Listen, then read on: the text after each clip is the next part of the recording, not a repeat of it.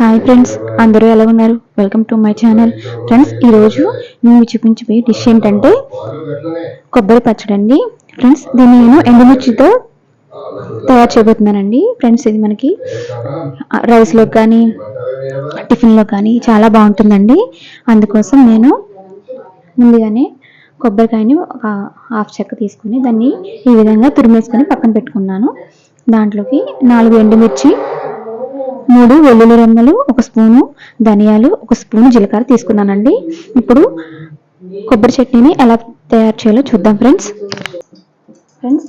కొబ్బరి చట్నీని ప్రిపేర్ చేసుకోవడానికి నేనైతే ముందుగానే స్టవ్ ఆన్ చేసేసి ఒక కడాయి పెట్టేసి అందులోకి 1 స్పూన్ ఆయిల్ వేసేసానండి.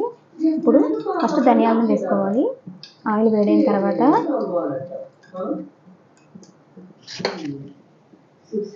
ఫ్రెండ్స్ చూడండి, ధనియాలు కొంచెం వేగిన తర్వాత ఈ జీలకర్ర, ఎండుమిర్చి, వెల్లుల్లి రెమ్మలు కూడా ఇందులోకి వేసేసుకోవాలి.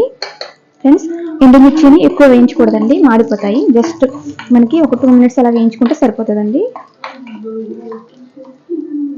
ఫ్రెండ్స్ చూడండి, ఎండుమిర్చి వేగిపోయండి. ఇప్పుడు స్టవ్ ఆఫ్ చేసేసి ఈ ఎండుమిర్చిని మిక్సీ జార్లోకి వేసేసుకోవాలి. ఫ్రెండ్స్ చూడండి, మళ్ళీ అదే మూకుడిని స్టవ్ మీద పెట్టేసి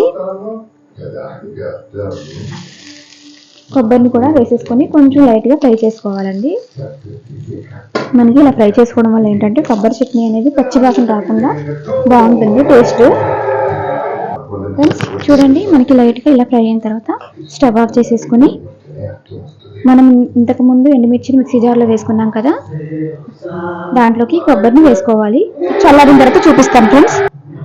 చూడండి, ఇందాక మనం ముందుగానే ఎండుమిర్చిని నూనెలో ఫ్రై చేసి పెట్టుకున్నాం కదండి, అందులోకి కొంచెం కల్లుప్పు వేసుకొని దీన్ని ఒకసారి మిక్సీ చేసుకుని పక్కన పెట్టుకోవాలి.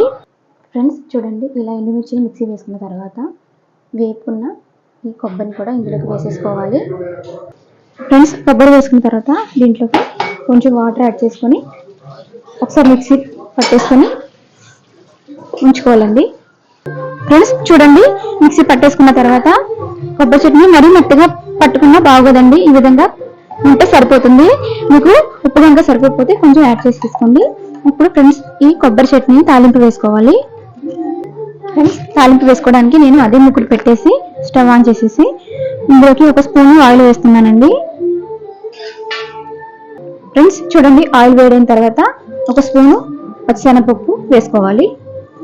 ఫ్రెండ్స్, పచ్చిశనగపప్పు కొంచెం వేగిన తర్వాత 1/2 స్పూన్ ఆవాలు వేసుకోవాలి. ఫ్రెండ్స్, ఆవాలు చిటికెట్లాడుతున్నాయి కదండి, ఇప్పుడు ఒట్టు మినపప్పు కూడా వేసేసుకోవాలి. ఫ్రెండ్స్ చూడండి, తాలింపు అంతా వేగిన తర్వాత లాస్ట్లో కరివేపాకు వేసుకోవాలి. ఫ్రెండ్స్, కరివేపాకు వేసేసుకున్న తర్వాత మనం ముందుగా మిక్సీ పట్టుకున్న ఈ కొబ్బరి చట్నీని తాలింపులోకి వేసుకోవాలి.